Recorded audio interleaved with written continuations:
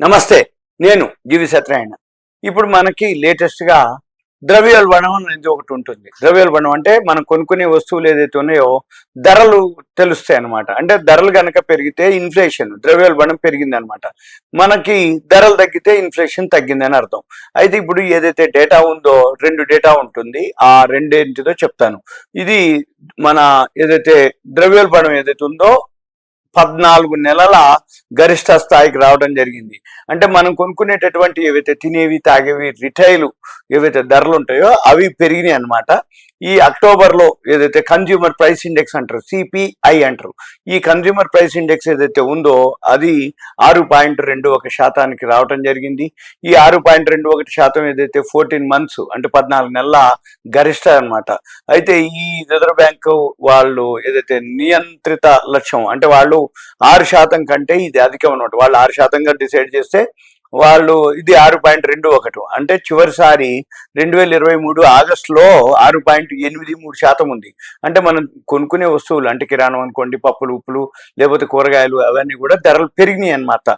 ఈ ధరలు ఏవైతే పెరిగినాయో దాంతో రిటైల్ ద్రవ్యోల్బణం పెరిగింది అని అర్థం. ఈ దీంతో సెప్టెంబర్లో రిటైల్ ద్రవ్యోల్బణం 5.49 ఉంది. ఇప్పుడు 2023 సెప్టెంబర్లో అంటే బాగా లో అనమాట, 4.87% ఉంది అప్పుడు. తర్వాత ఈ ఏదైతే డేటా ప్రకారము ఇప్పుడు ఆహార పదార్థాల ద్రవ్యోల్బణం 10.87% కూడా పెరగడం జరిగింది. సెప్టెంబర్లో ఇది 9.24, 2023 అక్టోబర్లో 6.61, తర్వాత ఇప్పుడు కూరగాయలు, పండ్లు, నూనెలు ఏవైతే పెరగడం వల్ల 2024 అక్టోబర్లో లాస్ట్ మంత్ అనమాట, ఇప్పుడు నవంబర్లో ఉన్నాం. ఈ మంత్ ఇది వచ్చేటప్పటికి అధిక ద్రవ్యోల్బణం అయింది అని చెప్పేసి వాళ్ళు వెల్లడించడం నమోదైనట్లుగా ఎన్ఎస్ఓ వాళ్ళు వెల్లడించడం జరిగింది.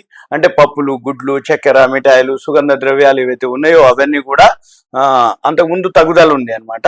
అయితే ఈ గ్రామీణ ప్రాంతాల్లో ఏదైతే రిటైల్ ఉందో 6.68%, పట్టణ ప్రాంతాల్లో అయితే 5.62%గా నమోదైనట్లుగా వివరించడం జరిగింది. ఇక తర్వాత పారిశ్రామిక ఉత్పత్తి. ఈ పారిశ్రామిక ఉత్పత్తి ఏంటంటే ఐఐపి డేటా అంటారు, ఇండెక్స్ ఆఫ్ ఇండస్ట్రియల్ ప్రొడక్షన్.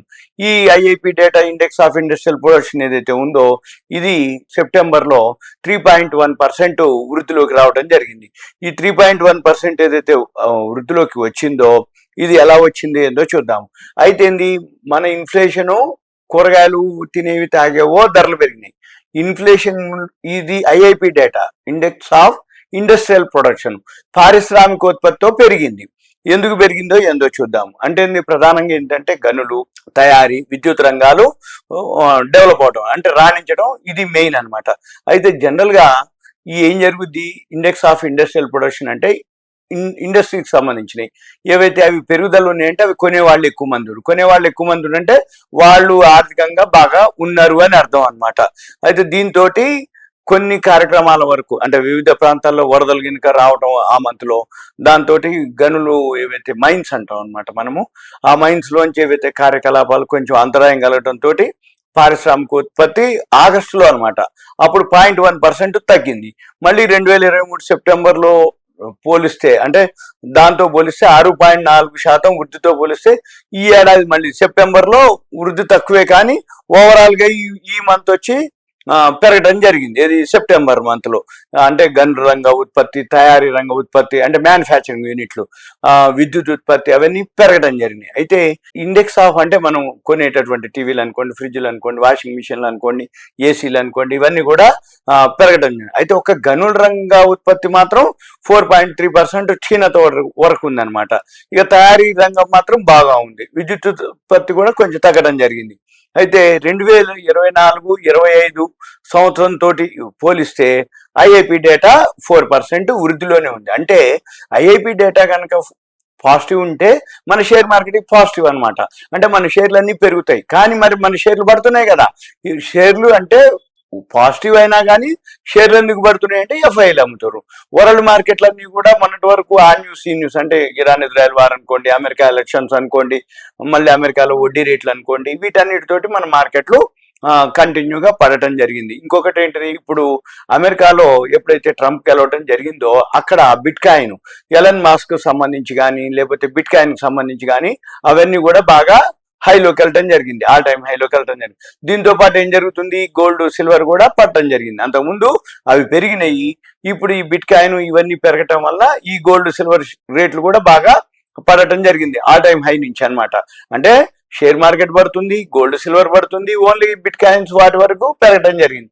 ఇప్పుడు మళ్ళీ అమెరికాలో ఏదైతే ట్రంప్ ఉందో ఆయన ప్రమాణ స్వీకారం, మంత్రి మండలి వాళ్ళు తీసుకునే నిర్ణయాలను బట్టి మళ్ళీ మన మార్కెట్లో ఎఫ్ఐలు వస్తారా, ఎప్పుడు వస్తారు, వస్తే ఎంత కొంటారు, దాన్ని బట్టి మళ్ళీ మన మార్కెట్లు పెరగటం అనేది జరుగుతుంది. అయితే మనం వెయిట్ చేయడం తప్ప ఇప్పుడు ఏం లేదు, వాల్యూ ఉన్న స్టాక్స్ చూసుకొని మనం కొనుక్కోవాలన్నమాట. అయితే జనరల్గా ఇప్పుడు మన ఇన్ఫ్లేషన్లోనే వినిమయ వస్తువు ఉత్పత్తిలో మాత్రం 6.5% వృద్ధి నమోదు కావడం జరిగింది. ఇది 2023 సెప్టెంబర్లో 1% పెరిగింది. ఇతర ఉత్పత్తి వస్తువులపై 2.7% అనమాట నుంచి 2% తగ్గింది. ఇది సింపుల్గా మనం ఏం చేయాలంటే ఎప్పటికప్పుడు వీక్లీ ఇన్ఫ్లేషన్ వస్తుంది, మంత్లీ ఇన్ఫ్లేషన్ వస్తుంది. మనకి ఇన్ఫ్లేషన్లో రెండు, ఐఐపి డేటా, మామూలు ఇన్ఫ్లేషన్ అంటే సిపిఐ కన్జ్యూమర్ ప్రైస్ ఇండెక్స్, అది హోల్సేల్ ఉంటుంది, రిటైల్ ఉంటుంది. హోల్సేల్ పెరిగిందా రిటైల్ ధరలు పెరుగుతాయి. అందుకనే మనం ఇప్పుడు సూపర్ మార్కెట్లో వాటిల్లో కూరగాయలు ఏవి చూసినా 80లు 100లు ఉంటాయి. ఎందుకుంటాయి అంటే హోల్సేల్ ఎప్పుడైతే పెరుగుతుందో, ఇన్ఫ్లేషన్ ఎప్పుడైతే పెరుగుతుంది, ఇన్ఫ్లేషన్ పెరిగిందంటే ఏం లేదు, మనం తినేవి తాగేవి పెరిగినాయి అంటే ఏంది, ధరలు పెరిగినాయి అంటే ఏంది, ప్రతిదీ కూడా చాలా అంతకుముందు కొనే రేట్లకి ఇప్పటికే ఎక్కువ రేట్లు ఉన్నాయి, అంతే సింపుల్. అయితే ఐఐపి డేటా మాత్రం పాజిటివ్ ఉంది, అంటే కంపెనీలకు మంచిదే, సెక్టార్కు షేర్లకు మంచిదే, కానీ షేర్లు పడుతూ ఉన్నాయి, వాల్యూ ఉన్నాయి చూసుకొని మనము కొనుక్కొని కనుక హోల్డ్ చేస్తే కొన్నాళ్ళ పాటు నెక్స్ట్ మార్చి బడ్జెట్ వరకు వెయిట్ చేయగలిగితే మంచి రిటర్న్స్ వస్తాయి. ఇదంతా మీకు ఒక awareness, education, information, knowledge purpose మాత్రమే. Thank you.